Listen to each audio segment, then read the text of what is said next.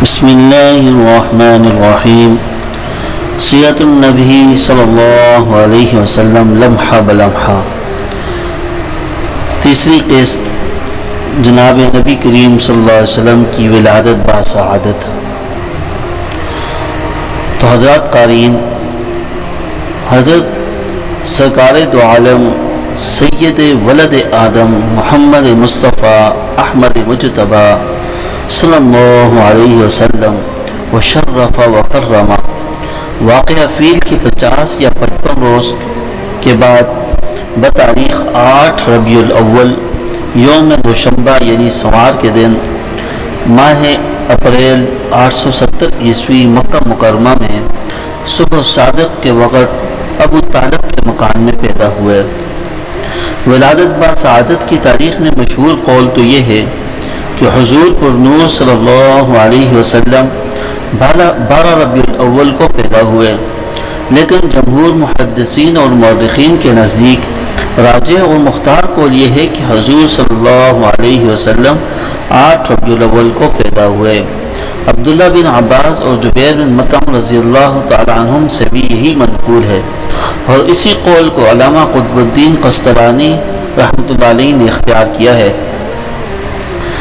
عثمان بن عباس رضی اللہ تعالی عنہ، یہاں پہ چند چیزیں ذکر کر دی جائیں جو نبی کریم صلی اللہ علیہ وسلم کی ولادت باسعادت کے وقت ظہور پذیر ہوئی. کچھ واقعات ہیں، ان کا ذکر کر دینا مناسب ہوگا، اس لیے کچھ واقعات ذکر کیے جا رہے ہیں جو کہ آقا علیہ الصلوۃ والسلام کی ولادت باسعادت کے وقت ظہور ہوئے. نمبر 1، عثمان بن ابی العاص رضی اللہ تعالیٰ عنہ کی والدہ فاطمہ بنت عبداللہ فرماتی ہیں کہ میں حضرت صلی اللہ علیہ وسلم کی ولادت کے وقت آمنہ کے پاس موجود تھی، تو اس وقت یہ دیکھا کہ تمام گھر نور سے بھر گیا، اور دیکھا کہ آسمان کے ستارے جھک آتے ہیں، یہاں تک کہ مجھ کو یہ گمان ہوا کہ یہ ستارے مجھ پر آ گریں گے.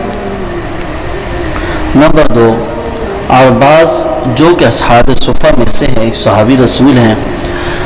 ارباز بن ساریہ رضی اللہ تعالیٰ عنہ سے مروی ہے کہ رسول اللہ صلی اللہ علیہ وسلم کی والدہ ماجنہ نے ولادت باسعادت کے وقت ایک نور دیکھا جس سے شام کے محل روشن ہو گئے. یہ روایت مسند احمد اور مستدرک حاکم میں بھی مذکور ہے، اور ابن حبان فرماتے ہیں کہ یہ روایت صحیح ہے. نمبر 3، ایک اور روایت میں ہے کہ بصرہ کے محل روشن ہو گئے. اس میں نقطہ کیا ہے؟ ستاروں کا زمین کی طرف جھک آنے میں اس طرف اشارہ تھا کہ اب عنقریب زمین سے کفر و شرک کی ظلمت اور تاریکی دور ہوگی، اور انوار و ہدایت سے تمام زمین روشن اور منور ہوگی، جیسے اللہ رب العزت اپنے کلام میں فرماتے ہیں: اعوذ باللہ من الشیطان الرجیم، بسم اللہ الرحمن الرحیم، قد جاءکم من اللہ نور وکتاب مبین يهدي به الله من اتبع رضوانه سبل السلام ويخرجهم من الظلمات إلى النور بإذنه. سورہ مائدہ آیت نمبر 5 تا 16. تحقیق تمہارے پاس اللہ کی جانب سے ایک نور ہدایت اور ایک روشن کتاب آئی ہے، جس کے ذریعے سے اللہ تعالی ایسے شخصوں کو ہدایت فرماتا ہے جو رضائے حق کے طلبگار ہوں، اور اپنی توفیق سے ان کو ظلمتوں سے نکال کر نور کی طرف لے آتا ہے. کعب احبار سے منقول ہے کہ کتب سابقہ میں نبی کریم صلی اللہ علیہ وسلم کی یہ شان ذکر کی گئی ہے: محمد اللہ کے رسول کی ولادت مکہ میں ہوگی اور ہجرت مدینہ میں ہوگی، اور ان کی حکومت اور سلطنت شام میں ہوگی، یعنی مکہ سے لے کر شام تک کا تمام علاقہ آپ صلی اللہ علیہ وسلم ہی کی زندگی میں اسلام کے زیر نگین آ جائے گا.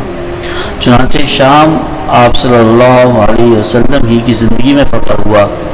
عجب نہیں اسی وجہ سے ولادت باسعادت کے وقت شام کے محل دکھلائے گئے ہوں، اور بصرہ جو ملک کا ایک شہر ہے کہ وہ خاص طور پر اس لیے دکھلایا گیا ہے کہ علاقہ شام میں سب سے پہلے بصرہ ہی میں نور نبوت اور نور ہدایت پہنچا ہے، اور ملک شام میں سب سے پہلے بصرہ ہی فتح ہوا۔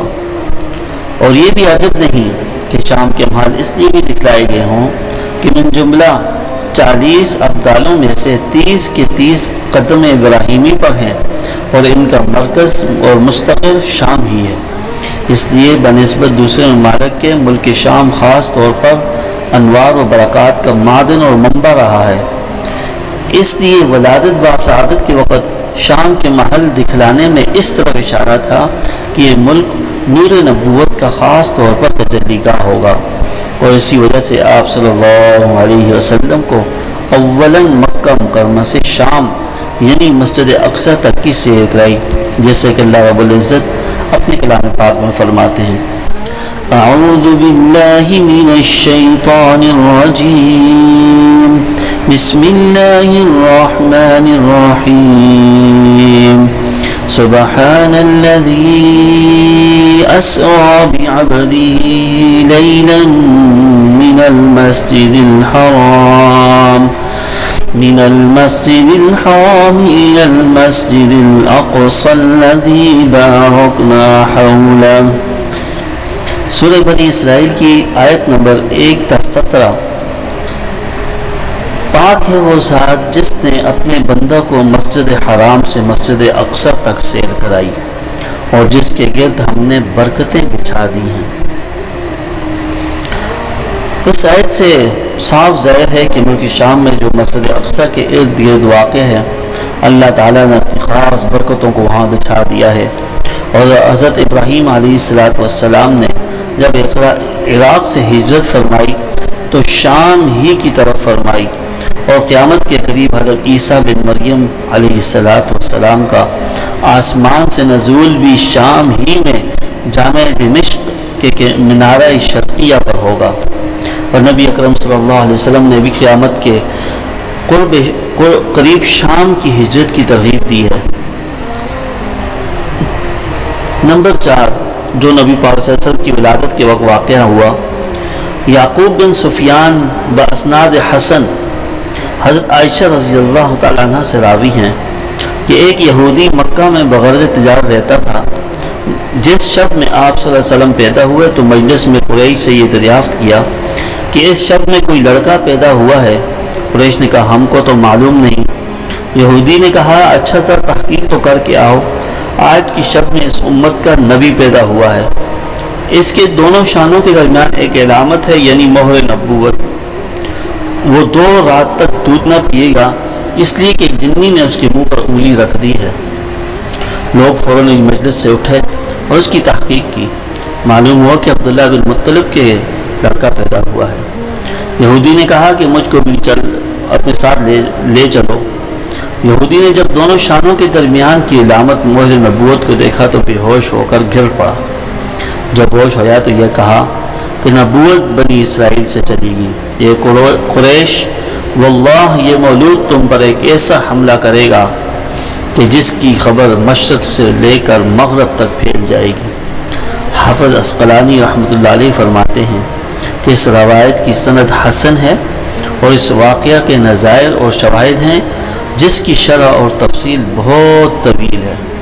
بہرحال نمبر 5 اسی شب یہ واقعہ بھی پیش آیا کہ ایوان کسرہ میں زلزلہ آیا، جس سے محل کے 14 کنگرے گر گئے، اور فارس کا آتش گدا جو 1000 سال سے مسلسل روشن تھا وہ بجھ گیا، اور دریائے ساوا جو کبھی خشک نہ ہوا تھا وہ خشک ہو گیا۔ جب صبح ہوئی تو کسرہ نہایت پریشان تھا، شاہانہ وقار اس کے اظہار سے مانع ہو رہا تھا۔ بالآخر وزراء اور ارکان دولت کو جمع کر کے دربار منعقد کیا۔ اثناء دربار ہی میں یہ خبر پہنچی کہ فارس کا آتش گدا بھی بجھ گیا ہے۔